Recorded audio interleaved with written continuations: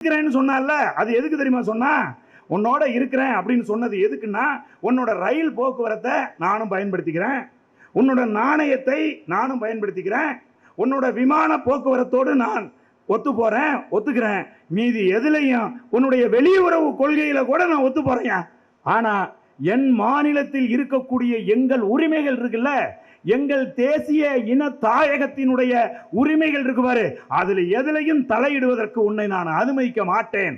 நான் தனியா ராணுவம் வச்சுக்குவேன், நான் தனியா கொடி வச்சுக்குவேன், நான் தனியா அரசியலமைப்பு சட்டம் வச்சுக்குவேன் அப்படின்னு சொல்லி இந்திய நிலப்பரப்புகள் ஒருத்தன் கேட்டு அதை இவனுங்க ஒத்துக்கிட்டு ரெண்டு தரப்பு இண்டோ நாகா அப்படின்னு சொன்னா, இண்டோனா இந்தியா, நாகானா நாகாலாந்து, ரெண்டு நாடு ரெண்டு தரப்பு ஒத்துக்கிட்டு ஒரு பிரேம் ஒர்க் அக்ரிமெண்ட் போடுற அளவுக்கு இவங்க போயிருக்காங்கன்னா நம்ம எல்லாம் எவ்வளவு இழிச்ச வயன்களா இருக்கோங்கிறத நீங்க யோசிச்சு பாருங்க.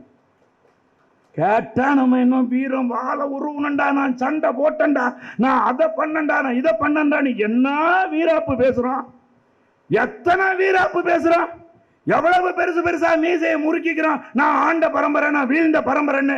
ஆனா இன்னைக்கு நாகாலாந்து மக்களுக்கு இருக்கக்கூடிய அந்த துணிச்சல், இந்த நாட்டின் முப்படையை எதிர்த்து இந்தியா சுதந்திரம் அடைகிறதுக்கு முன்னாடியில இருந்து போராடிட்டு இருக்கான். அவன் கேட்கிறான் பாத்தீங்களா உரிமை, அந்த உரிமையை தான் இந்த நூல்ல கேட்டிருக்காங்க. எங்க